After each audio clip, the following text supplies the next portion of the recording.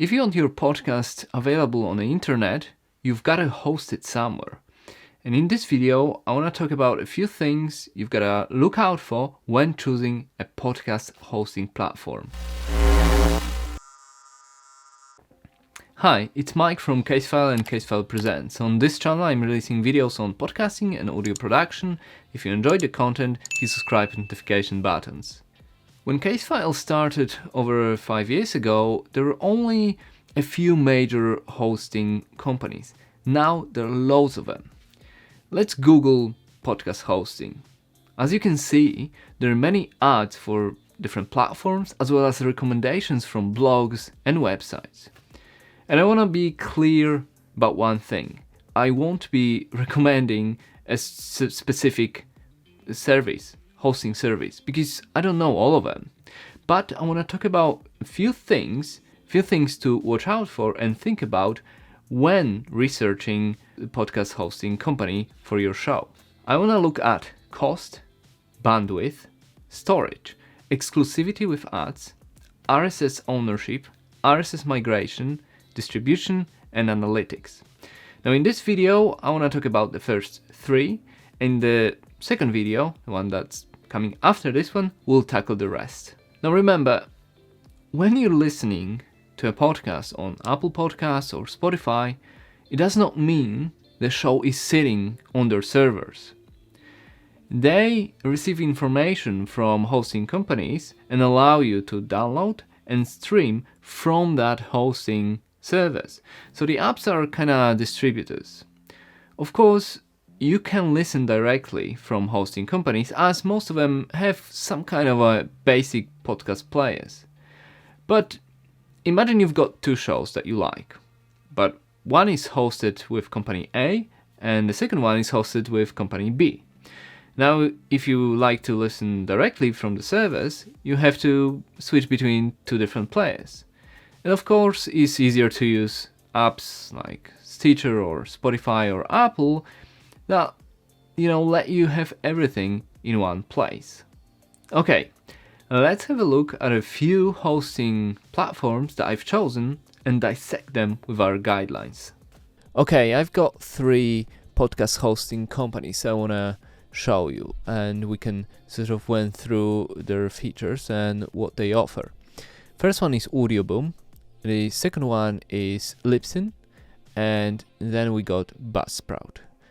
Like I said, it's gonna cost you most of the time to host your podcast on a server. It's similar to hosting your website or hosting files with Dropbox, for example. Okay, as you can see, Casefile, it's there. That's us. We're with Audioboom. 4 years now, starting our 4th year with them. Let's have a look what they offer to podcasters under hosting and how much it costs. So it costs $9.99 per month or $99 per year, and you get unlimited episodes per month, up to 10,000 plays per month. That's their standard plan, or 25 with plus plan, and then you get distribution, analytics, etc. So if you get over 10,000 plays per episode, then they want you to get in touch. Let's have a look what Libsyn offers. So we hosted with Libsyn in the past, and they have a little bit more complex plans, and the plans are mostly based on data allowance and monthly storage. So most people export their podcasts as MP3 files, stereo, 128 kilobits per second, and that's about 1 megabyte per 1 minute of your content. So for an hour of your show, you'll need 60 megabytes. So as you can see, if you select the classic 50 for $5 per month, then that's not enough to even host an hour of your podcast. So you'll need at least Classic 250. And then if you want more, if you produce more episodes, they scale up in price. If you click learn more, they say that, the recommendation for audio is to cut the show into mono, which then export your show in mono, and that cuts the size in half, which is true because it's one channel instead of two. However, it's only if you have just a dialogue and nothing else. So you can, center it, one channel, and that's it. But most people have at least some kind of intro music. And with music, you ideally want a stereo, not mono. And hence why, you export as that, and you get 1 megabyte per minute of recorded audio. Okay, let's now move to Buzzsprout. I've selected Buzzsprout because of their offering, as well as I know they're quite popular. So they say it's simple pricing, no credit card required, cancel anytime, etc.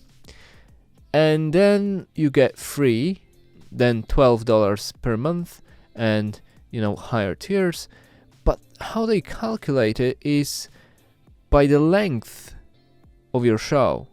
So for free you get 2 hours each month, then 3, 6, and then 12 hours. And also you get a limited time on hosting. From audio perspective, from audio production perspective, that doesn't make much sense, because I could be uploading in uncompressed files, waves or AIFF, and then the files would be like 1 gigabyte in size.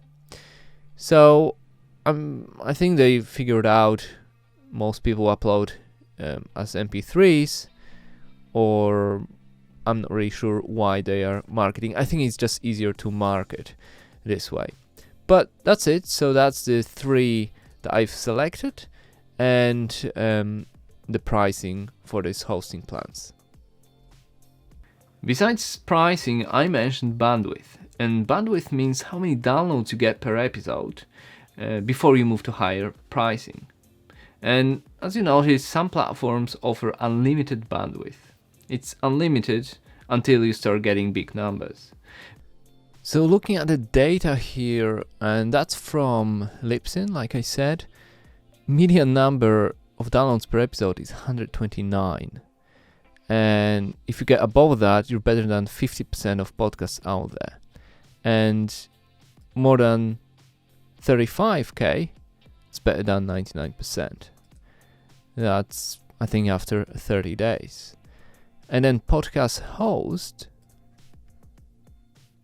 he says, let me find it. Oh, there it is.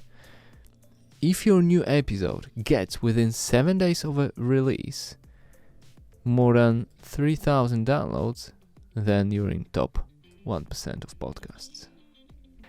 Most companies know that, so they aren't risking that much when they offer unlimited bandwidth.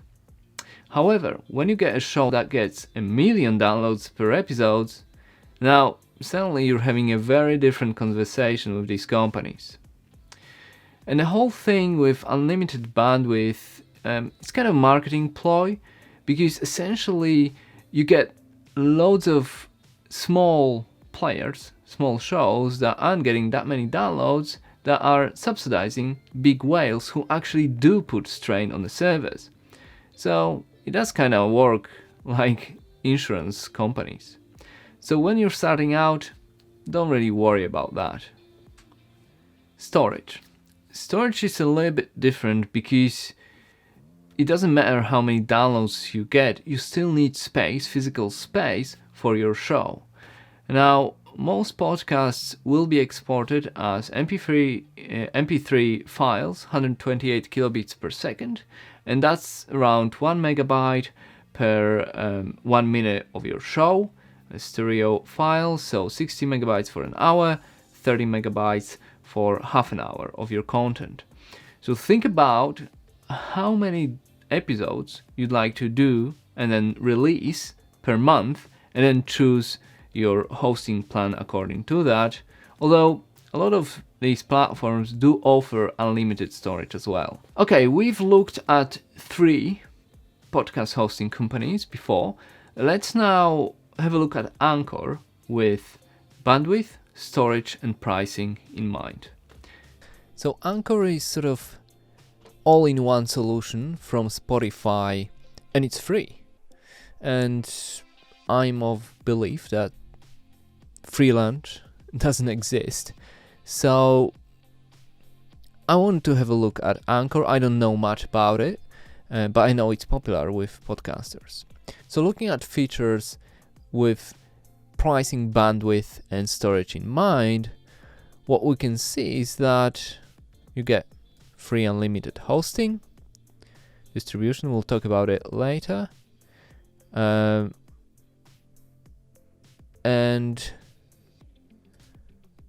monetization, analytics.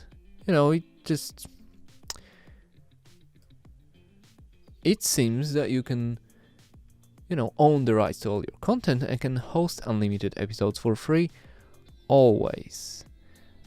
So what's the catch? Well, when it comes to size and storage, what I found at the podcasthost.com blog, and it's the review of Anchor as hosting platform, they say that Anchor do limit the size of the files you can upload.